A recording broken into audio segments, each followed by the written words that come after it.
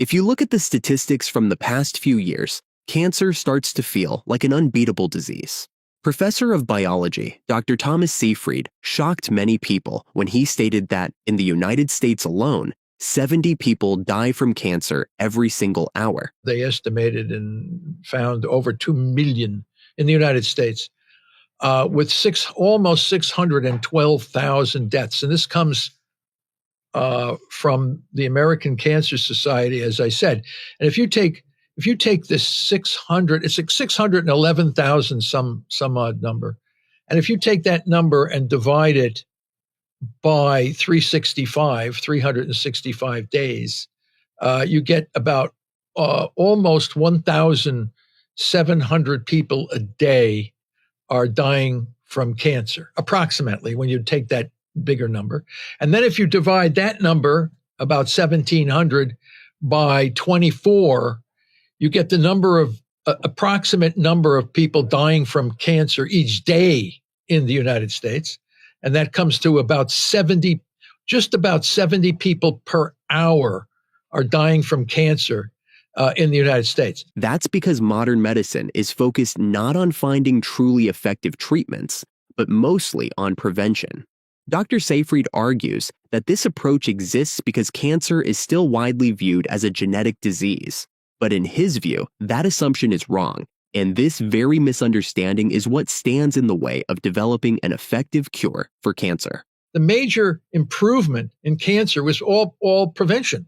It had very little, if anything, to do with new drugs, new therapies, or any of this kind of stuff. Sometimes, so you misinterpret what you're seeing. Yes, it runs in families because families are being exposed to the same common environment.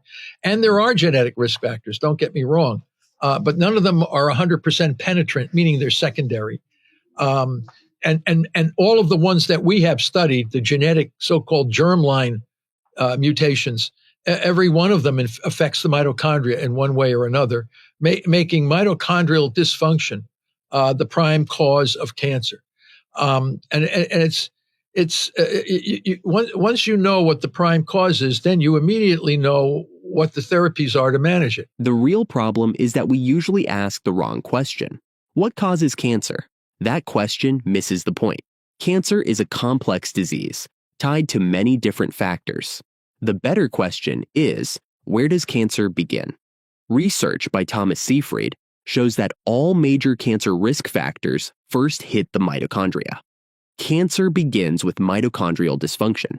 Only after that does the cancer cell switch its metabolism, using fermentation and feeding on glucose and glutamine to grow and spread.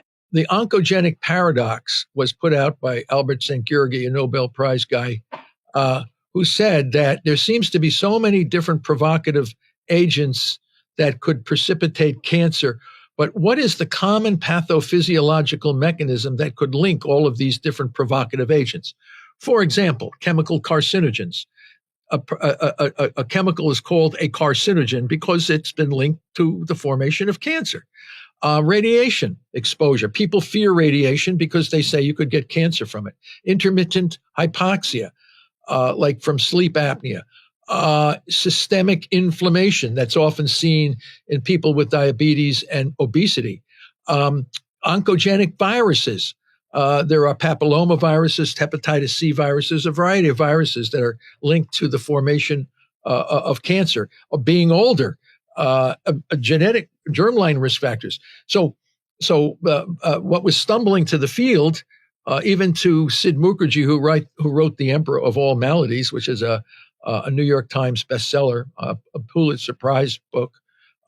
He struggled with this. He said, what is the common pathophysiological mechanism that links all of these different kind of provocative agents, whether it's in the germline or in the environment, to cause cancer? And we figured that we did. We solved that problem.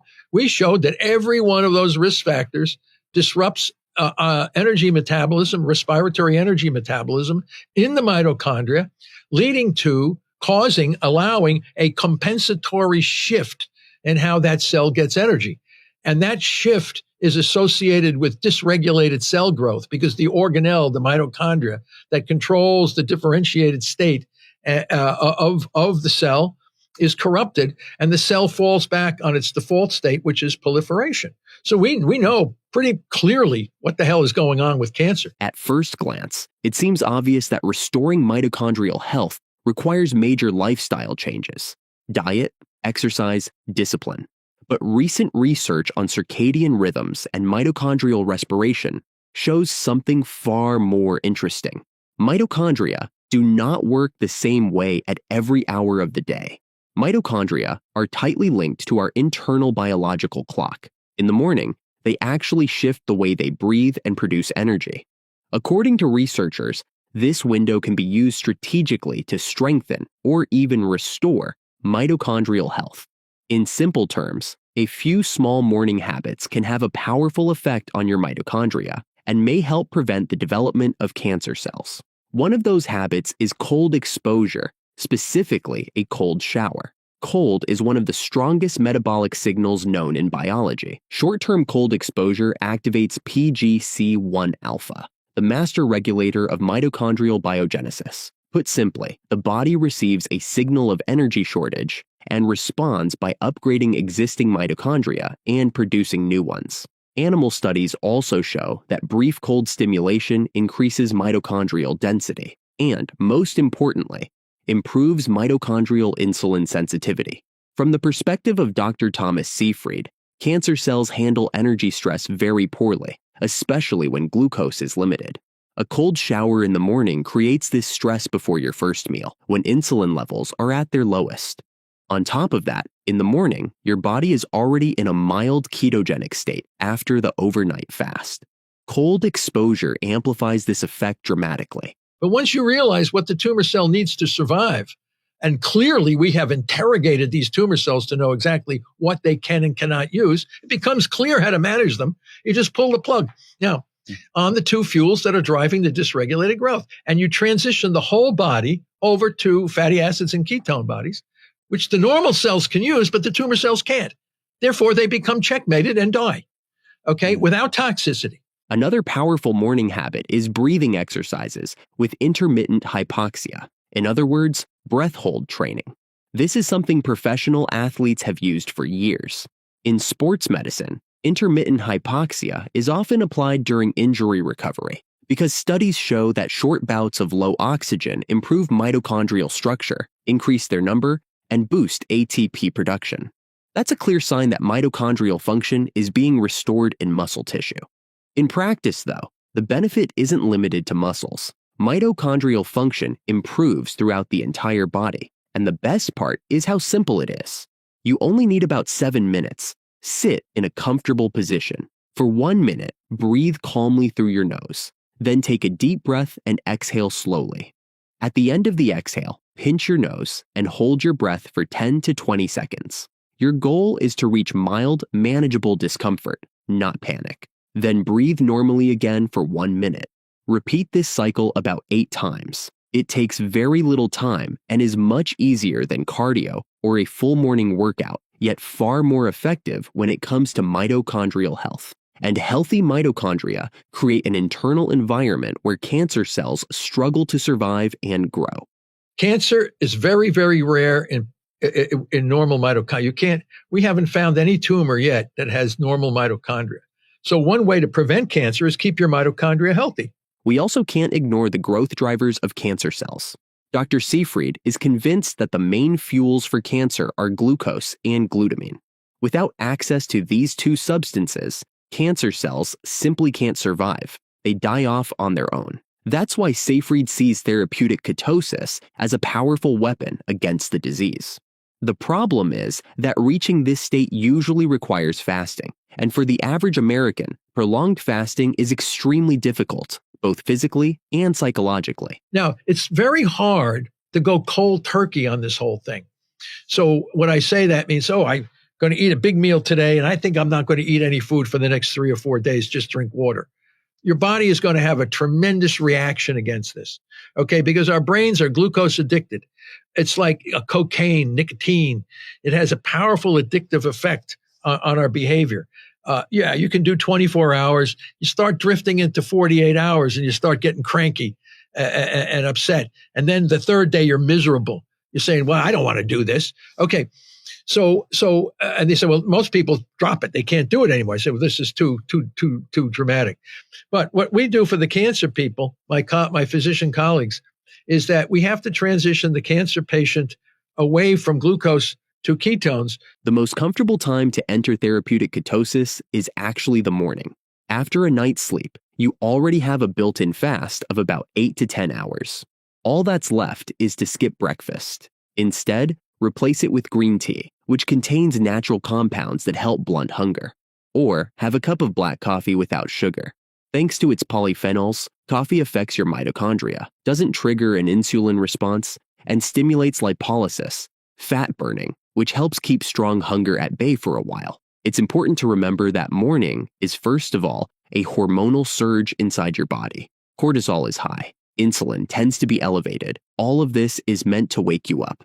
At the same time, these hormones are risk factors for mitochondrial stress. That's why skipping breakfast or replacing it with a stimulating drink actually makes sense.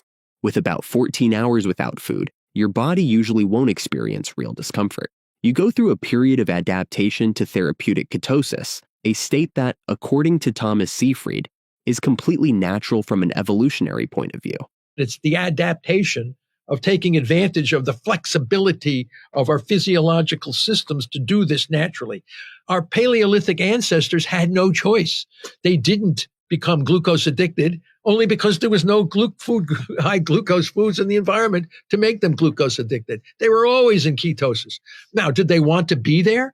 Of course not. If you gave them a big pizza and a chalupa or some of these things, I mean, they'd pound it down like they'd see no tomorrow. They'd be killing each other for this stuff. But because they say, oh, this is a miracle. My brain is like beautiful, feel great. But now we're stuck in an environment where we have all this stuff 24/7 at our hands, and we're putting ourselves at risk for all this kind of stuff. Coming back to cancer mortality statistics, it's important to emphasize one thing. The way cancer is demonized today mostly comes from a lack of understanding of the key mechanisms behind its development. When you know where cancer actually begins and which components fuel cancer cells, you can start looking for the most realistic and comfortable ways to fight the disease. It's not that complicated. Once you understand the players and what the theory and understanding what the prime cancer is not that complicated of a disease. We have made it a monster by chasing genes that are largely irrelevant.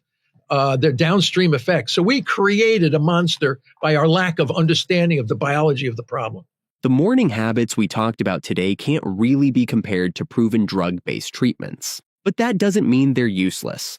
On the contrary, they can help prevent the disease or support the fight against it without extreme effort. Thomas Seyfried himself points out that metabolism is highly individual. On a clinical level, he does not recommend one single diet for everyone. His position is simple. You have to try different approaches and find the one that is both comfortable and effective specifically for you.